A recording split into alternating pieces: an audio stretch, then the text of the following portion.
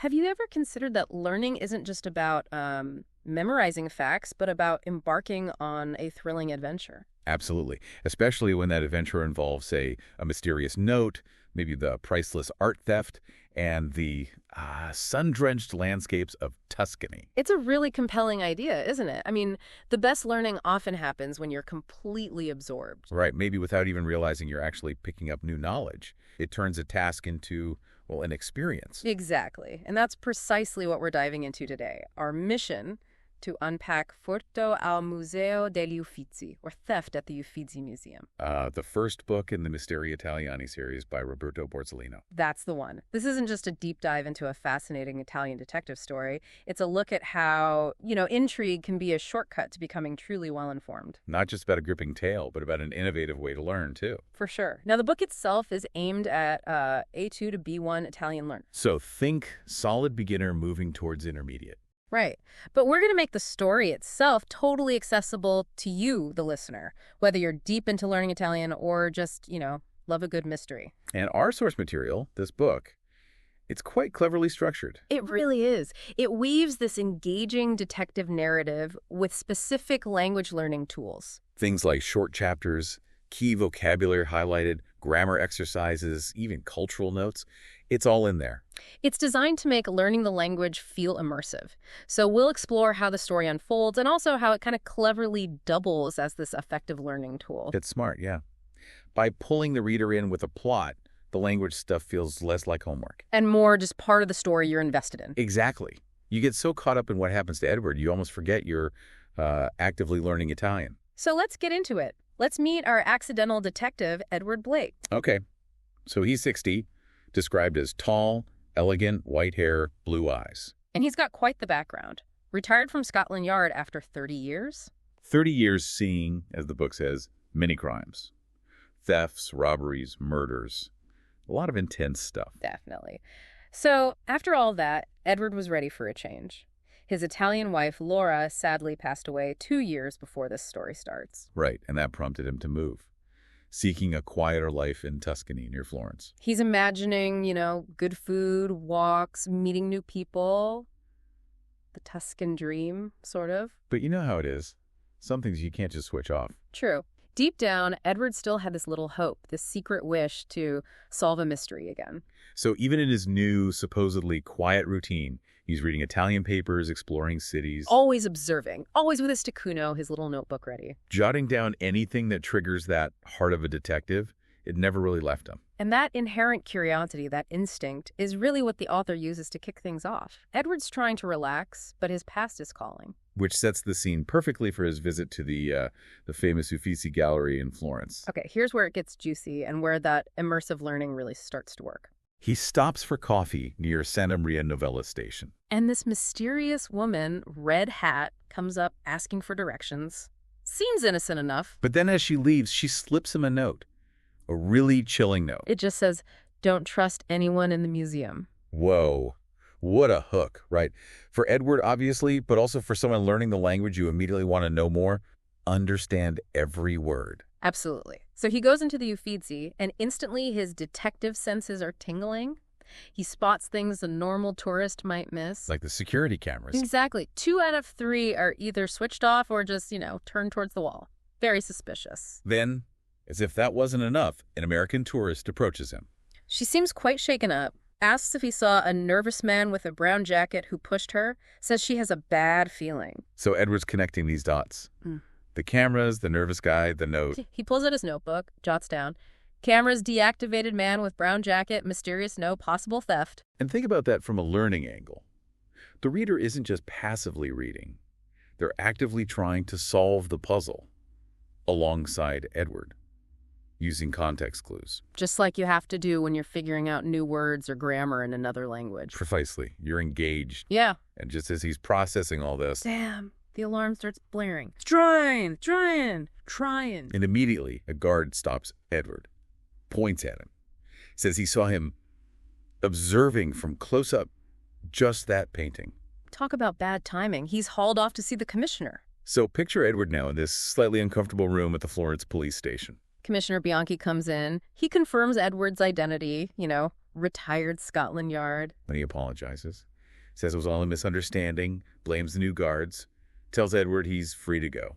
But Edward, being Edward, can't just let it go. That detective instinct is buzzing. He tries to tell Bianchi about the clues, the cameras, the nervous man. He's offering his professional insight, basically. Well, the commissioner, he just sort of waves him off. Yeah, dismisses it. Says it was probably a tourist taking an opportunistic chance. Calls Edward a retired English gentleman a bit too curious. Ouch. Patronizing much. Totally. So Edward leaves, feeling dead tired mentally, sensing this complete indifference from the police. But his gut feeling, his istinto, is telling him something else. Right.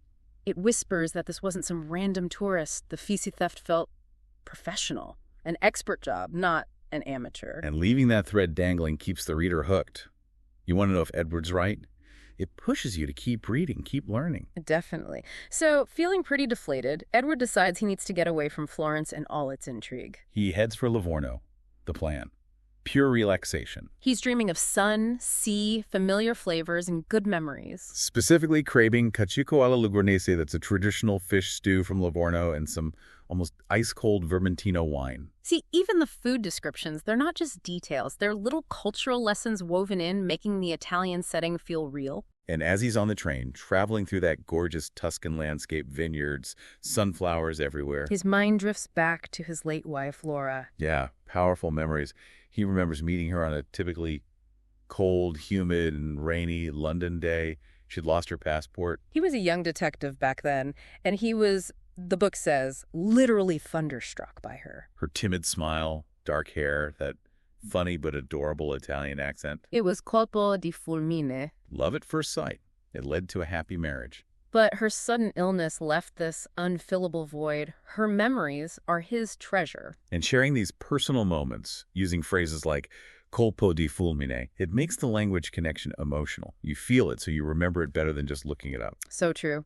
Okay, so he's lost in these memories, and then as the train pulls into Livorno, he sees her. Not Laura. No. The mysterious woman from the cafe. The one with the red hat. Unmistakably her, the book says. Yes. She's pretending to read, but she's sneaking glances at him. Furtive glances. Edward's heart starts racing. Surprise and excitement. Coincidence? Probably not. His detective instinct just flares up again, forcefully awakens, or si risveglio pretentemente. That's a great phrase. And it mirrors the learner's experience too, right? You get clues. Yeah. Your language detective brain starts working again. Absolutely. And as she gets off the train, she does it again, subtly drops another note onto his table. Wow. Okay, the game is definitely on. Edward gets it immediately. This is a mental game, dangerous and intriguing. Is she an ally or an enemy manipulating him? His quiet retirement officially over. That second note, what did it say? It's pretty cryptic again, but also kind of poetic. Not all storms come to destroy your life. Some come to clear your path. Intrigue. Then instructions. 3 p.m., Terrazza Mascagni near the White Gazebo. Terrazza Mascagni. That's in Livorno, right? Famous spot. Yeah, a beautiful seafront promenade. So Edward's thinking about this storm, this tempesta. What does it mean? His relaxation plans, totally shot. Replaced by pure investigator's curiosity. Right. He can't help himself. He gets to the terrazza early. It's described as very scenic, with that distinctive black and white checkered pavement. But he feels a pang of guilt using this place full of happy memories with Laura for this weird, ambiguous meeting. But, the detective in him prevailed. Aveva preso il sopravvento. That instinct took over. Another great phrase showing his internal conflict. So 3 p.m. strikes. And the woman appears.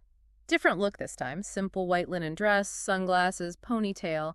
Looks like a normal tourist. But Edward knows it's her. He gets straight to the point. You left me 2 notes. Why? And her response? She says he's very intelligent, observes with attention. She figured he'd understand. A bit evasive. She hints that other people are very interested in stopping precious objects from ending up in the wrong hands. Edward pushes back ally or deceiver. She gives this little smile. Oh, I bet. What does she say? Sometimes the two things are not so different, and then she drops the big one. Okay. They share a common interest. Neither of us likes the Prince of Thieves. The Prince of Thieves. Okay, now we're talking international intrigue. Exactly. He's described as this international thief, very skillful and elusive, notorious in investigative circles. It's the Uffizi theft.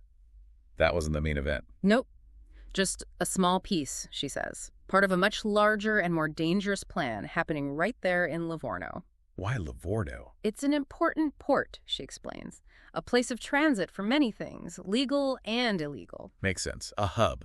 And she tells him that very evening, a very valuable object, much more important than the little Uffizi painting, is set to leave Italy via the port. And the Prince of Thieves is involved. Bingo. So she gives Edward his next task. Observe carefully tonight, 10 precise, at the Mercato del Pesce, the old fish market near the port. But be discreet. Don't get noticed. Right. This, she claims, will help him understand the meaning of the storm she mentioned. Does she give him her name? He insists. She hesitates, then says, "You can call me Cassandra." Cassandra. Like the prophetess nobody believed. Then she vanishes. Yeah, melts into the crowd. Edward's left feeling dazed, bewildered, frustrato. Yeah, I bet his head must be spinning. Totally. But despite wanting relaxation, he knows, with certainty, he's going to that fish market. The storm is pulling him in. He can't resist. And neither can the reader. Right, that's the hook. You're desperate to know what happens at the market. You'll gladly wade through some new Italian vocabulary to find out. Exactly. So Edward's mind is way too agitated to rest. He heads out around 9:30 p.m. Livorno at night. Mm-hmm. Probably feels more mysterious. Definitely. He finds the old fish market. It's closed, dark, silent, except for distant waves, maybe some stray cats. Perfect spot for shady dealings. He finds a hiding place behind a column, gets a good visuale of the main area. Feels like old times, back at Scotland Yard, doing night stakeouts, appostamenti notturni. And then, does anything happen? After about 15 minutes, yes. A dark van, no side windows, rolls in slowly. Then an elegant black sedan. 2 sturdy guys get out of the van. From the sedan, a tall man, dark coat and hat, emerges, walks with real confidence, almost arrogance. Edward pegs him as important, perhaps a boss. Makes sense. What happens next? One of the van guys pulls out a wooden crate. Medium-sized, looks heavy, hands it to the elegant man. The boss checks it. Yeah, inspects it, then gives a nod, fa un cenno con la testa. Approval. This scene, even though it's tense, the language describing it in the book is probably quite clear, quite direct, making it easier for learners to follow the action. Exactly. So they load the crate into the sedan's trunk. The vehicles speed off. Edward goes to check the area. Cautiously, yeah. Finds nothing at first. Just dust, smell of exhaust fumes, gas di scarico. But then... Where did he find something? Near a trash can. A small, dark object. He picks it up. And it is. An elegant silver cufflink with a small black stone inset. Looks expensive. A clue. But... Oh. Yeah, before he can process it or leave, 2 figures emerge from the shadow and grab him. A jump from behind. Yep. Hand over his mouth. A harsh and threatening voice demands, "Who are you? What are you doing here? Who sent you?" He's in a really bad situation, cliffhanger. Yeah. You have to know what happens next. Which just pulls you further into the story and the language. Yeah. So Edward gets forced into a car. Thinking somewhere. Yeah, an old isolated building, maybe an abandoned shipyard. Very atmospheric. Yeah, who's waiting for him? The elegant man from the market. He takes off his hat, dark hair, cold eyes, air of superiority. And introduces himself as... Il Principe Ladri. The Prince of Thieves himself. Wow. Straight from the source. What does he want? He wants to know who Edward is, why he was there, who he works for, and crucially, what he found. The cufflink. Right. Edward tries to play dumb, denies finding anything important. But the prince knows. Oh, yeah. He smiles, says he knows about the small, shiny object. A cufflink. My cufflink. He even shows Edward his own wrist, where the other cufflink is missing. Busted. So Edward puts the cufflink on the table. He does. And just as the prince starts leaning in, pressing him... Don't tell me. Police raid. Bang! Door of the room opens with a kick. Armed men in dark uniforms flood in. Police! Freeze! Don't move! Classic timing. The prince and his guys are caught off guard. Colpi alla sprovvista. Handcuffed. It's all very sudden, very dramatic. Again, classic procedural stuff that's easy to follow visually, even if some words are new. And then, the big reveal. Oh, yeah. Commissioner Bianchi from Florence walks in. And who's with him? Let me guess. Cassandra. Cassandra. Edward is completely astonished, Spellardito. I bet he is. What's the explanation? Bianchi explains they've just arrested one of Europe's most wanted art thieves, partly thanks to Edward's involuntary collaboration. And Cassandra. She's actually Special Agent Elena Vasileva. Uh-huh. An undercover agent. Exactly. Elena apologizes for the somewhat abrupt manner, explains they needed to be sure Edward wasn't involved. And they needed the prince to feel safe, to fall into our trap. Right. And the Uffizi theft, it was a staged event in part. Staged, so the painting wasn't valuable. Nope. Scarso valor, of little value. It was a copy. So why do it? Its real purpose was bait. To attract the prince here, make him think he could pull off the real heist without trouble. Which was? The shipment of those archaeological finds of immense value, stolen from sites in southern Italy. That wooden crate Edward saw, it contained those artifacts. Wow. That's quite the elaborate setup. So the storm, the tempesta Elena mentioned, Was this operation. She says sometimes to clean up you need to create a bit of turmoil, scompiglio. and Edward's role. Why involve him? They needed your presence, she says. Hoped he might notice something, which he did. You were an involuntary witness, and your detective instinct did not betray you. But wait, the cufflink. The final twist, Elena confesses. I dropped the cufflink near you at the market. She planted it. Yes. She knew a detective like you would notice this detail. It was to ensure the prince's men would grab him and take him to the warehouse. Where we were ready to intervene. Oh, my goodness. No. Edward just shakes his head, total incredulity, but with a bitter smile. He exclaims, so I was a puppet. And Bianchi confirms it. A very important puppet, Mr. Blake. Without your presence, we wouldn't have caught them red-handed, con la mani nel sacco, with the artifacts. That expression, con la mani nel sacco, caught red-handed. It's another one of those idioms perfectly placed within the narrative, learning through context. Absolutely. The whole twist reinforces how a story can deliver complex information like a police sting operation in a way that's engaging, not like reading a manual. So hours later, Edward's back at his hotel. Tired, but also strangely satisfied. Stranamente soddisfatto. I can imagine. His Livorno weekend was anything but relaxing. Definitely unforgettable. He helped catch a major criminal, met this brave and intelligent woman, Elena. And maybe rediscovered a part of himself. Exactly. Before falling asleep, he realizes, perhaps deep down, he had never stopped being a detective. Italy, with all its mysteries and its beauties, still has much to offer him. It suggests his retirement might not be so quiet after all. It really highlights how true passions don't just vanish, right? They just wait for a spark. Looking out at the calm sea and the moon illuminating the coast, he feels like the storm had truly passed, leaving behind a cleaner path. And the final line, Edward Blake is already ready for a new adventure. What a journey. From quiet retirement right into the middle of an international police sting. It really makes you think about Edward's path. Yeah, how our past skills, our curiosities, they can just pull us back in, even when we think we're looking for peace and quiet. It raises that question, doesn't it? What does it really mean to be retired from something you're passionate about? For Edward, it seems his detective's heart was just dormant, waiting for Italy's mysteries to wake it up. And this whole story, packaged in this accessible novel format, it's such a great example of how effective narrative-driven learning can be. It's not just a story, it's like a linguistic adventure designed to pull you along. So maybe the thought to leave you with is this.